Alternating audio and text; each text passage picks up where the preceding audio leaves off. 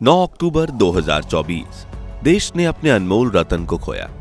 उस शाम मानवता का चमकता सूरज अस्त हुआ और हर एक देशवासी ने अपनी आंखों में आंसुओं के साथ सर रतन टाटा को भावपूर्ण श्रद्धांजलि दी।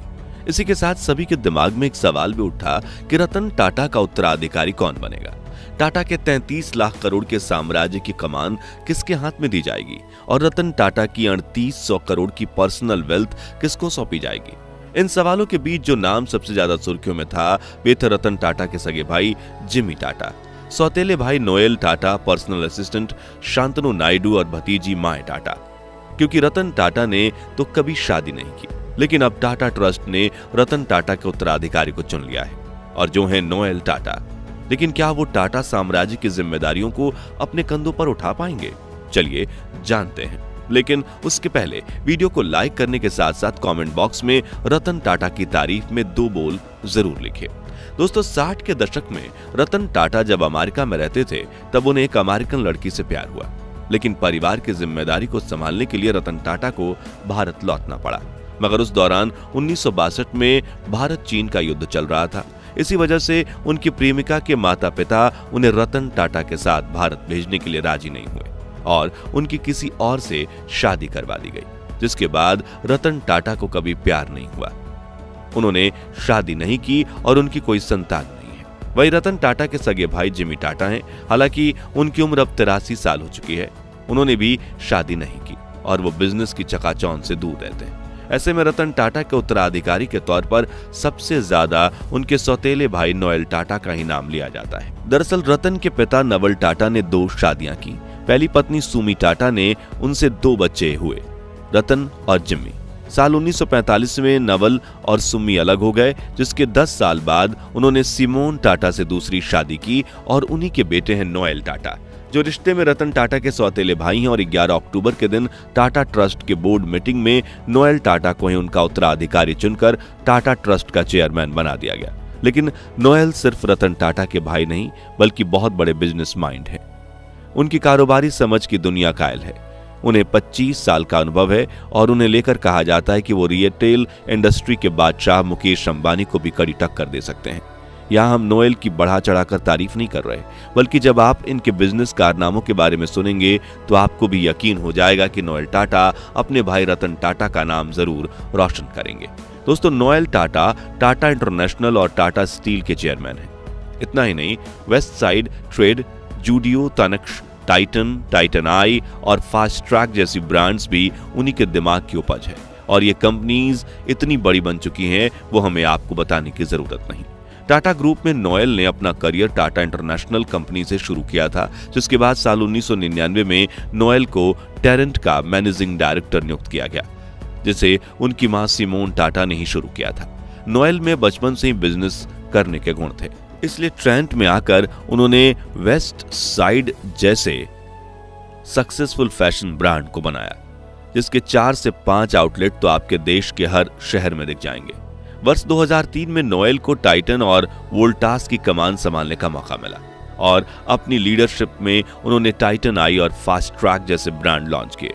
वहीं टाटा की ज्वेलरी ब्रांड तनिष्क, जिसे नोएल की मां सिमोन टाटा ने साल 1994 में लॉन्च किया था, उसे भी नोएल टाटा आसमान की ऊंचाइयों तक ले गए। तनिष्क की चमक पूरे देश में फैलाई। लेकिन ये तो बस शुरुआत थी। नोएल टाटा की सबसे बड़ी सफलता थी जूडियो। जेन जी स्टाइल क्लोथिंग पर फोकस करने वाली इस ब्रांड ने फास्ट फैशन इंडस्ट्री में ज़ारा और H&M जैसी कंपनियों को भी पछाड़ दिया। दरअसल वेस्ट साइड तो अच्छा चल रहा था, लेकिन नोएल ने देखा कि मार्केट में अफोर्डेबल प्राइसिंग वाली फास्ट फैशन ब्रांड नहीं है। इसलिए उन्होंने साल 2015 में जूडियो को लॉन्च किया, जिसमें कंपनी ने नई जनरेशन के लिए बेहद स्टाइलिश कपड़े लॉन्च किए। और मजेदार बात तो यह है कि आज भी जूडियो में महंगे से महंगे कपड़े की प्राइस सिर्फ 999 रुपए है। जी हाँ, इतने बड़े आउट से आंखें बंद करके जो भी खरीदो, प्राइस 999 से ऊपर नहीं जाएगी। और नोएल टाटा की इसी बिजनेस स्ट्रेटजी ने जेन जी के ग्राहकों को अपनी तरफ अट्रैक्ट किया और पिछले 5 सालों से इसने जो कमाल का परफॉर्मेंस दिया है, आंकड़े गिनने वाले एक्सपर्ट के हाथ भी कांप गए।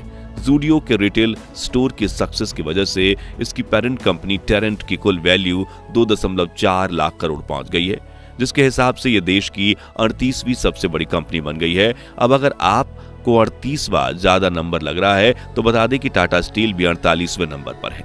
इसके अलावा नोएल टाटा की लीडरशिप में आगे बड़ी कंपनी टाइटन भी खुद टाटा ग्रुप में तीसरे स्थान पर है, जिसका मार्केट कैप 3 लाख करोड़ है। इसके ऊपर 3.5 लाख करोड़ के साथ टाटा मोटर्स और 14 लाख करोड़ के साथ टीसीएस यानी टाटा कंसल्टेंसी सर्विस है।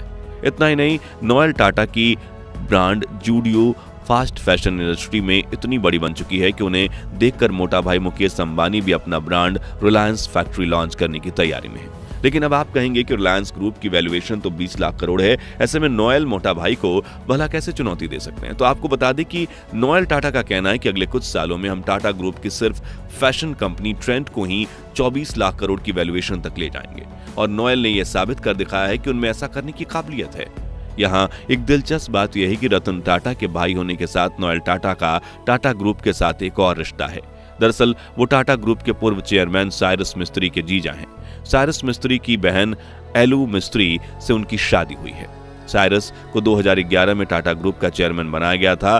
2016 में उनसे ये जिम्मेदारी वापस ले गई, जिसके बाद सितंबर 2022 में एक सड़क दुर्घटना में उनकी मौत हो गई।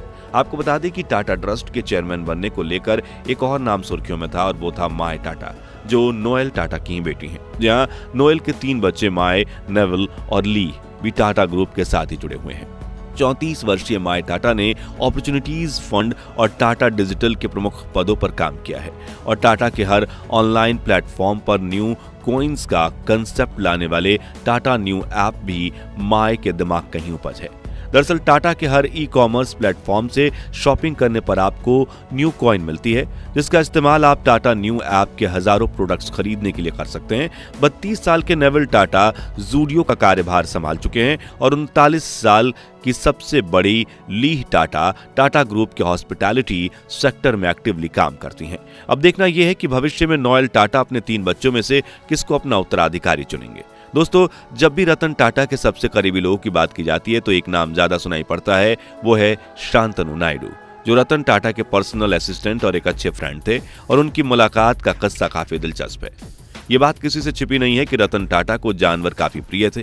वो अपना ज्यादातर टाइम अपने डॉग्स के साथ बिताते थे। यहाँ तक कि साल 2018 में जब प्रिंस चार्ल्स रतन टाटा को लाइफ टाइम अचीवमेंट का अवार्ड देना चाहते थे, तब अपने डॉग्स की तबीयत खराब होने की वजह से टाटा इतना बड़ा सम्मान प्राप्त करने तक नहीं गए थे। वहीं दूसरी तरफ शांतनु के दिल में भी डॉग्स, जो स्ट्रीट डॉग्स हैं, उनके लिए प्रेम था।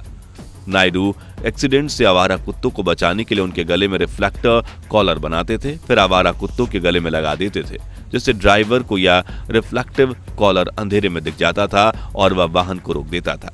इस आइडिया ने रतन टाटा को काफी प्रभावित किया और उन्होंने शांतनु से बातचीत करके उन्हें अपना असिस्टेंट बनाने का ऑफर दिया। अब सवाल आता है कि क्या रतन टाटा शांतनु के लिए कुछ छोड़कर गए हैं? तो बता दें कि टाटा ग्रुप में शांतनु की नौकरी बनी रहेगी और उन्हें कोई हायर पोजीशन ऑफर की जा सकती है। रही बात रतन टाटा के 3800 करोड़ संपत्ति की, तो यह संपत्ति किसे मिलेगी वो रतन टाटा के बिल का खुलासा होने के बाद पता चलेगा। तो आज के लिए बस इतना ही। क्या नोएल टाटा भारत के सबसे भरोसेमंद बिजनेस एम्पायर टाटा ट्रस्ट की जिम्मेदारी उठा पाएंगे और रतन टाटा का नाम रोशन कर पाएंगे? इस बारे में अपनी राय हमें कमेंट्स में बताइए। ये वीडियो पसंद आया हो तो इसे लाइक और शेयर जरूर कीजिए और ऐसी ही सच्ची खबरों के लिए हमारे चैनल को सब्सक्राइब करके पास वाली घंटी जरूर बजा दीजिए। जय हिंद, जय भारत।